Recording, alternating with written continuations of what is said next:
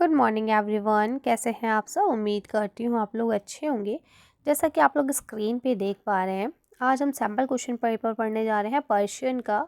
ये 24-25 का है, क्लास 12 का। बहुत कम बच्चे हैं जो फ़ारसी पढ़ना पसंद करते हैं और बहुत कम ही ऐसे स्कूल हैं जहाँ पे फ़ारसी पढ़ाई जाती है। इसीलिए आपको यूट्यूब पे कोई फ़ारसी का सैम्पल पेपर भी नहीं मिलता है। ठीक है, तो मैं यहाँ पे आपको फ़ारसी का सैम्पल पेपर अपलोड करके दूंगी। इसमें हम क्वेश्चन आंसर्स को देखेंगे कि क्या था सैम्पल पेपर, और बाद में हम इसके आंसर यानी मार्किंग स्कीम जो होती है उसको भी डिस्कस करेंगे। ठीक है, तो आप लोग से यही रिक्वेस्ट है कि एंड तक पूरा पेपर देखें, अपने आप सॉल्व करें और देखें कि आपको कितना आता है, और साथ के साथ अपने उन फ्रेंड्स के साथ भी शेयर करें जिसको इसकी ज़रूरत है। चलिए तो शुरू करते हैं।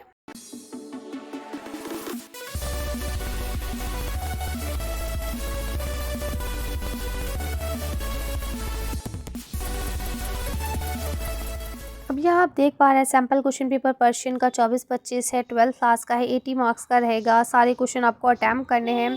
ठीक है, पहली चीज़ आपकी यहाँ पे दी गई है, आप 10 मार्क्स की रीडिंग कॉम्प्रहेंशन है। ठीक है, 2 होंगे, 5-5 नंबर के आपको करने होंगे। इसके अलावा आप याद रखिएगा, घंटे आपको 3 ही मिलेंगे, यानी टाइमिंग आपका 3 आवर का ही रहेगा। ये पैराग्राफ आपको बहुत अच्छे से पढ़ना है और इसे ट्रांसलेट करना है इंग्लिश में या उर्दू में या हिंदी में, जो भी लैंग्वेज आपने चूज़ रखी है ऑप्शन में। ठीक है, उसमें आपको इसे ट्रांसलेट करना है, और ट्रांसलेट करने के बाद इसमें पूछे गए सवालों के जवाब भी देने हैं। ठीक है, इसके बाद देखिए यहाँ लिखा हुआ है राइट अ लेटर। अब आपको एक लेटर लिखना है to your friend in Persian. Persian language में आपको एक अपने फ्रेंड को लेटर लिखना है जिसमें आपको बताना है कि you will spend your summer holiday. आपने अपने समर हॉलीडे कैसे स्पेंड करे, गर्मियों की छुट्टियां आपने किस तरह बिताई हैं, ये आपको एप्लीकेशन लिखनी है। अपने दोस्त को फ़ारसी में ख़त लिखिए और उसे बताइए कि आप गर्मी की छुट्टी किस तरह गुजारेंगे। ठीक है, तो कैसे गुजारेंगे ये आपको बताना है। ठीक, ऐसे ही देखिए यहाँ नेक्स्ट आपको लिखा right a paragraph on any one. इनमें से किसी एक पर आपको पैराग्राफ लिखना है फॉलोइंग द टॉपिक। 150 से 125 वर्ड्स में आपको लिखना है। देखिए यहाँ लिखा दर्ज झेल अनुवाद में से किसी एक पर 100 या 125 अल्फाज पर मुश्तमिल एक पैराग्राफ लिखिए। या तो आपको लिखना है जश्न नौरूज़ पे या फिर ताजमहल पर। ठीक है, याद रखें ज़बान फ़ारसी ही होनी चाहिए। इसके बाद यहाँ पे आपको फिर से दिया गया है कि ये आपको एक फ़ारसी का इक़्तिबास है ना। इसकी आपको क्या करनी है, समरी करनी है उर्दू, इंग्लिश या हिंदी में। ठीक है, आ जाइए आगे, आप कर सकते हैं आसानी से। अब अगर हम ग्रामर की बात करें तो यहाँ पे आपकी कुछ मेक वर्बल नाउन, इसमें फेल।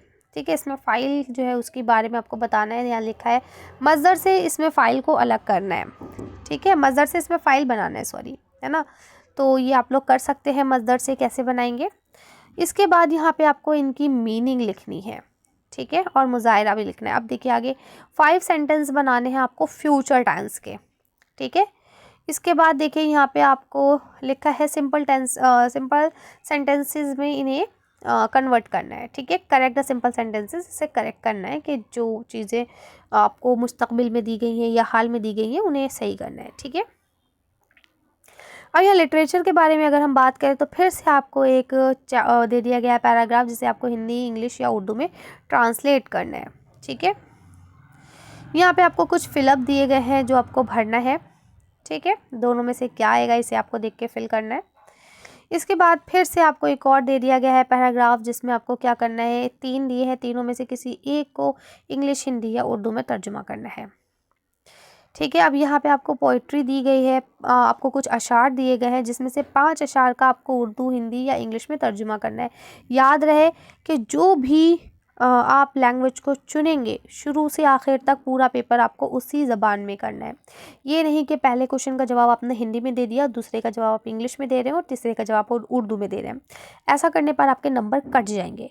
तो आपको दिमाग में रखनी है ये बात कि अगर आपने पूरा पेपर उर्दू में अटैम्प्ट करना है तो आप पूरा पेपर उर्दू में ही अटैम्प्ट करेंगे, और अगर आपको लगता है नहीं मैम मेरी इंग्लिश ज़्यादा बेहतर है तो आप इंग्लिश में ही पूरा पेपर अटैम्प्ट करेंगे।